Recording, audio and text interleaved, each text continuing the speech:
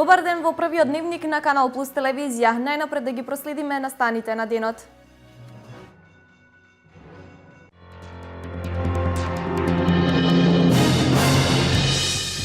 Штипското текстилно училиште на 4 јуни предвидува отворен ден за идните средношколци. Настанот ќе се одржува во Дом на млади, каде и ќе бидат промовирани сите трудови на учениците од текстилното училиште. Годишниот извештај за работењето на Источниот плански регион за 2014 година се најде и пред делчевските советници. Источниот плански регион на 6 состаноци донесе над 15 заклучоци и одлуки. 90 идни првачиња од синоќа се новата генерација мини матуранти на детската градинка Гоце Делчев. Свечениот чин го заокружија со креативна програма, но и дипломи.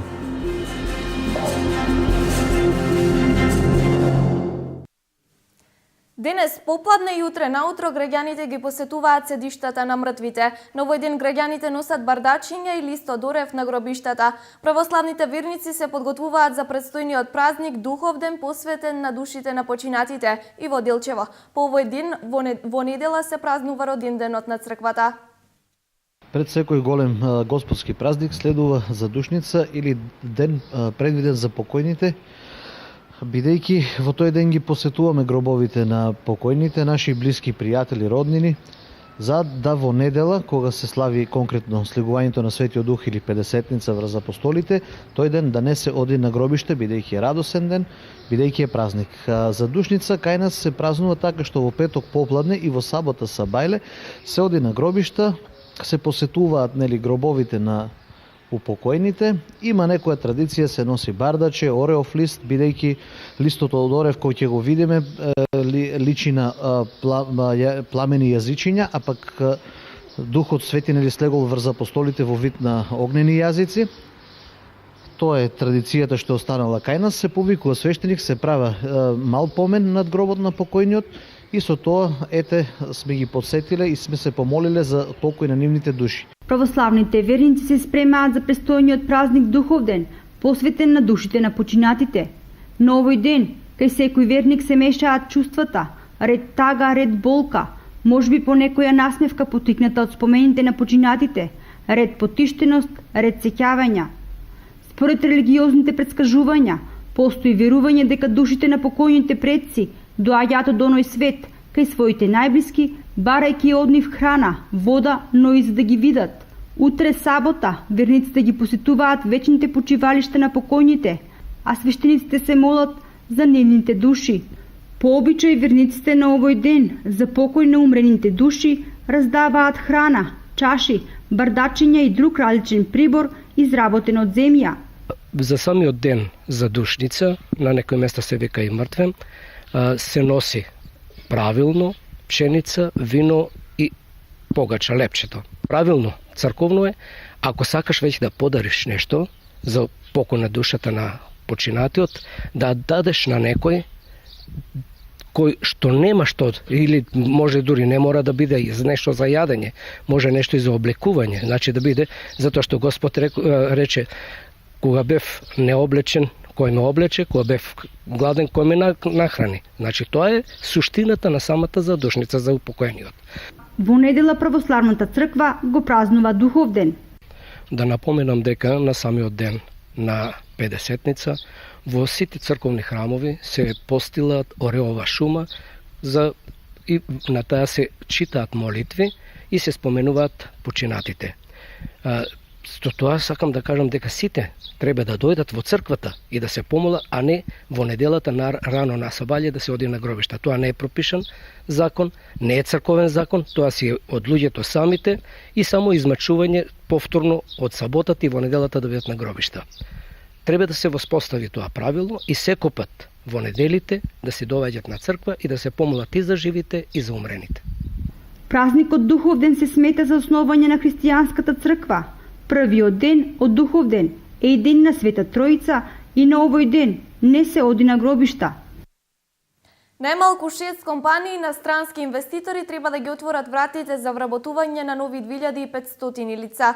3 од овие 6 компании се сместени во Скопје, а по една во Штип, Кичево и Ресен. Производството на сите овие фабрики е наменето за извоз. Покрај неизвестната политичка ситуација во земјава, наскоро најмалку 6 компании на странски инвеститори треба да ги отворат своите производствени гранфилд капацитети. Овие 6 компании, од кои 3 се сместени во зоната во Скопје, по една во Штип, Кичево и Ресен, вкупно треба да вработат околу 2500 лица. Производствениот капацитет на италијанската компанија Диатек во Бунарџик е во завршна фаза. Инвестира 10 милиони евра, а инсталирани се првите машини од опремата.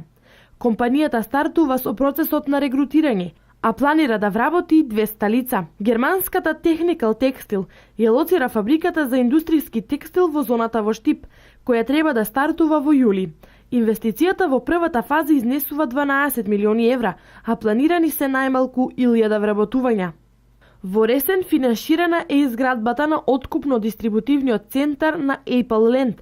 Исто така во текот на летото италијанската Техно Хозе ќе го стави во употреба вториот капацитет, за кој пак се најавува 1500 вработувања. Производството на сите овие фабрики е наменето за извоз.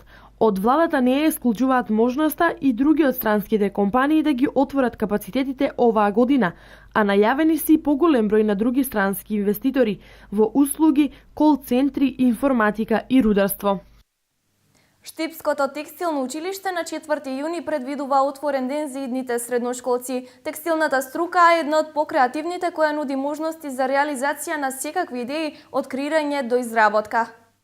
За 4 јуни предвидено е Штипското текстилно училиште Димитар Мирашчиев да има отворен ден за идните средношколци. Истиот наместо во просториите на училиштето ќе се случува во Домот на млади, каде ќе бидат промовирани сите трудови на учениците во ово училиште. Исто така предвидена е и забава за деветоодоленците на која ќе им биде представена текстилната струка. Сепак акцентот е ставен на практичната настава, така да деветоодоленците ќе видат какви се идеи и креации може да направат, секако под менторство и на наставниците, и да го тоа презентират на крајот на учебната година, да го видат нивните родители, да го види јавноста пред се локалната самоуправа. Текстилната струка е една од покреативните, која нуди можности за реализација на секакви идеи, од креирање до изработка на предмети за облекување кои би ги презентирале на модна ревија. За таа намена во најстарото текстилно училиште се нудат следниве профили, усогласени со потребите на пазарот на трудот. Она што е иднината на текстилната индустрија, конфекцијски компјутерски оператор, потоа конфекцијскиот техничар, што подоцна го имавме како моделар, тоа е таа насока, текстилниот техничар и техничарот за обувки, тоа се образовни профили со 4-годишно траење. Програмите за едукација во Средното општинско училиште Димитар Мирашчиев се изготвени со помош на представници од бизнис секторот и за тоа се очекува поголем интерес кај идните средношколци. На отворениот ден кој ќе се случи во четврток со почеток во 18 часот, полуматурантите ќе добијат флаери за училиштето кои се во изработка, а ќе се доделат и награди за изготвените ликовни дела посветени на модата, кои веќе пристигнуваат на распишаниот конкурс Мојот моден стил од страна на Средното општинско училиште Димитар Мирашчиев.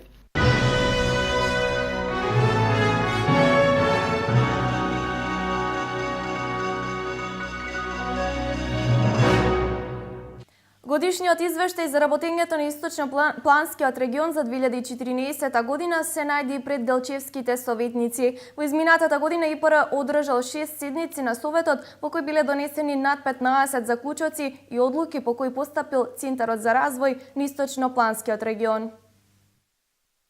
Годишниот извештај за работењето на Источно-Планскиот регион за 2014 година се најде пред делчевските советници. За општина Делчево од исклучителна важност беа проектите кои што се спроведуваат преку Бирото за регионален развој и Министерството за локална самоуправа, каде во 2014 година Источно-Планскиот регион од 10 проекти има 6 позитивно оценети, додека 4 негативно. И 2 се предложени за финансирање и тие се веќе реализирани. Тоа е проектот продолжување на изградба на колектор за отпадни води за град Делчево од десна страна на река Брегалница, од Делчево сервисна зона Долни Бавчи, втора фаза. Прва фаза е реализирана минатата година. И проектот подреден број 5, промоција на богатството на разликите и зачување на културното историско наследство во функција на регионалниот развој, се работи за реконструкција на турска бања во општина Виница. Годишниот извештај за спроведување на програмата за развој на Источно-Планскиот регион отвори дискусија помеѓу советниците од опозицијата, како и представникот на Источно-Планскиот регион Александар Николовски. Ако направиме една анализа ќе видите дека на 11 страни од вкупно од 7 ставки со 50 подставки, значи можности за имплементирање, можности за реализирање, можности да се прават проекти. Нашата општина се споменува само во една ставка со 2 подставки. Сметам дека ова е многу малку и затоа ќе бидам против. Значи, не треба да се сконцентрираме на тоа дека доколку во имињата на проектите што ги кажав претходно, не стои името на општина Делчево, дека не се однесува за граѓаните на општина Делчево. Значи, бенефит од овие проекти го има целиот регион, не само општина Делчево. Проектите, пример, за ГИС системот. ГИС системот се спроведе на ниво на цел источен плански регион. Проектите кои се спроведуваат од Швајцарската агенција за развој. Тоа се проектите програма за заштита на природата на река Брегалница. Во финалното излагање, представникот на Центарот за источноплански регион пред делчевските советници истакна дека во 2014 година Центарот за развој на источнопланскиот регион одржал 6 седници на совет, на кои што се донесени над 15 заклучоци и одлуки по кои што постапил Центарот за развој на источнопланскиот регион. 90 идни правачења од вчера вечер се новата генерација мини матуранти на детската градинка Гоце Делчев. Свечениот чин го заокружија со креативна програма, но и дипломи. Најмали, но највесели, мелем за родителското срце. Децата од детската градинка Гоце Делчев изведоа одлична програма која слободно може да се мери со програмата и на деветолетките. И за нив јавниот настап е посебно доживување, но и голема сатисфакција пред публика.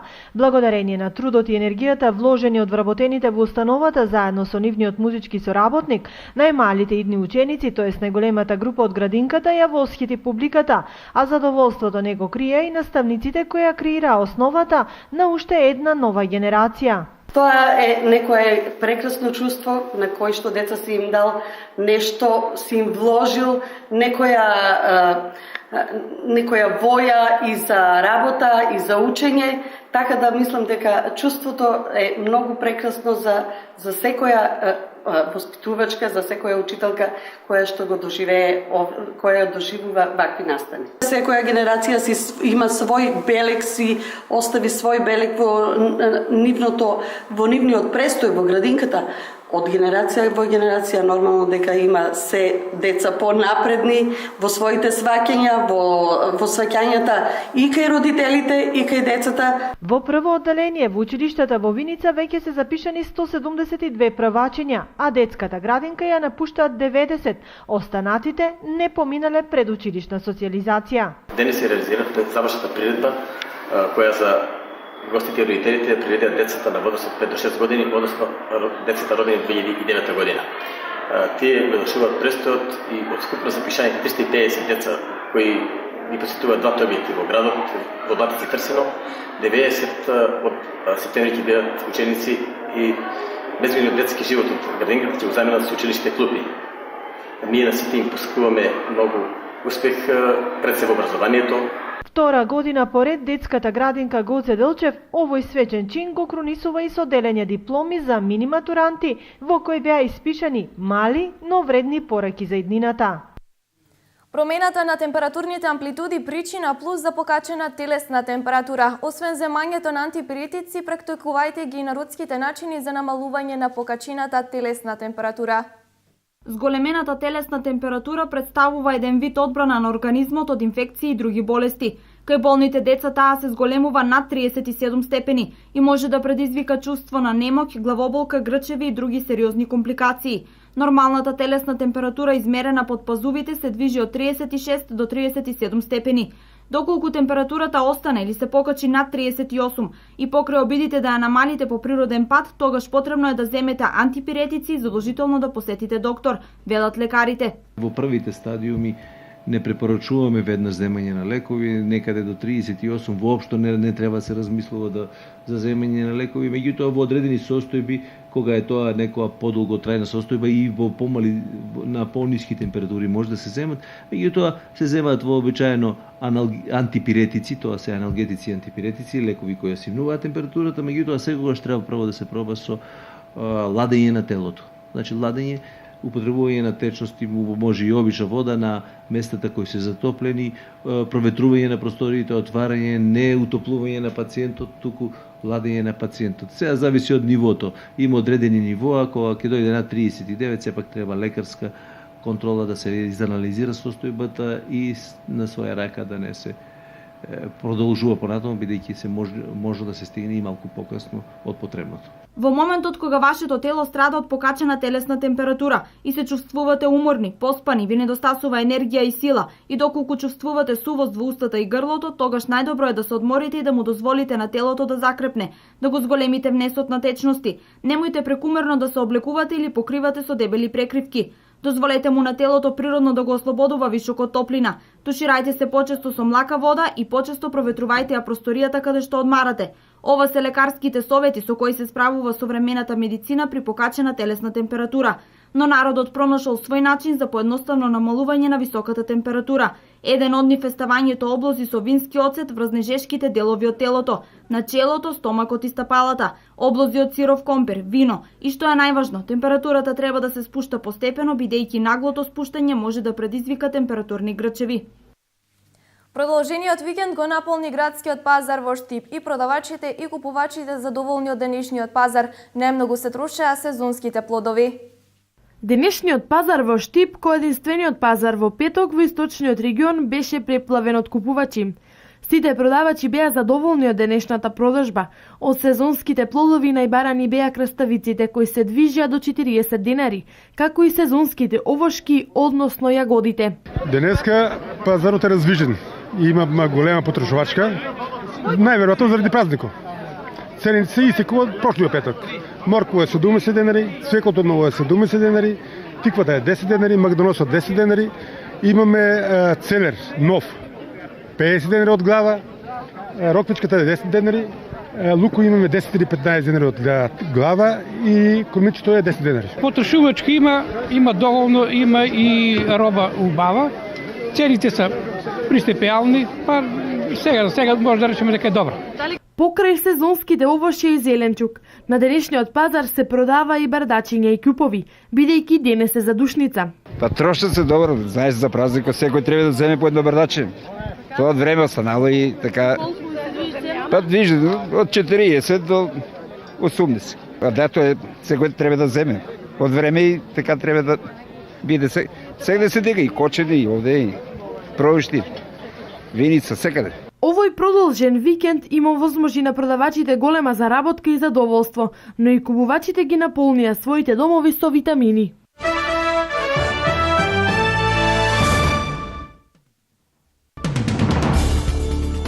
Бројот на жртви од топлотниот бран што ја зафати Индија, кој за последниот месец надмина 1700 експоненцијално се зголемува. Температурите кои достигнуваат и до 50 степени Целзиусови не попуштаат.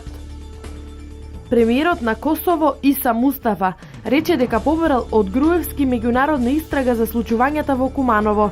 Тој побара транспарентен пристап кон прашањето, како и да се истражи детално секоја можна подбуцнувачка мешаност. Шведската влада планира од следната година да го зголеми платеното отсуство на татковците до 3 месеци, за да ја зајакне половата рамноправност. Родителите отсуството може да го користат било кога додека детето не наполни 8 години.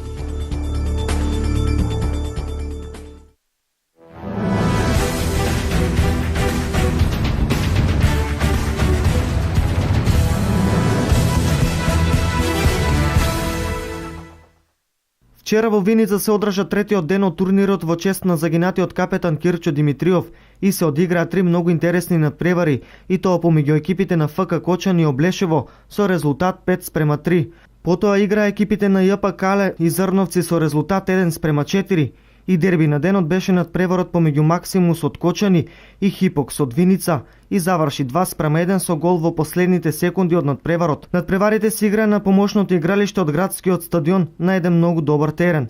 Денес се игра во спортската сала со почеток на надпреварите во 16 часот, а играат екипите на АРМ со екипата на ФК Кочани, Патриот со екипата на Облешево и екипата на капетан Кирчо Димитриов со екипата на Македонија од Подлог. По трите дена надпреварување на листата на стрелците водат Митрев Роберт од Максимус со 4 гола и Ненад Михајлов од Арама Иван Јорданов од ФК Кочани, Деспотов Владко од Максимус, Лазаров Огнен од Хипокс и Илија Митров од Југогокта Штип.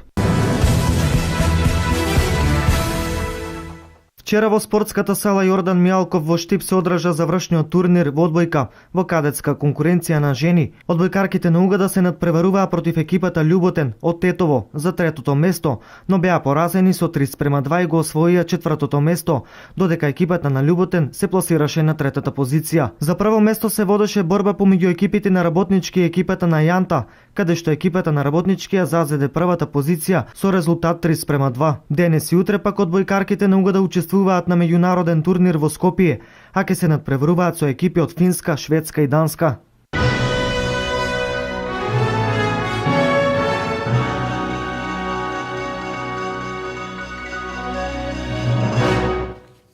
Овде е крајот на првиот дневник на Канал Плюс. Следното издание во 20 часот. Имајте пријатно попладне.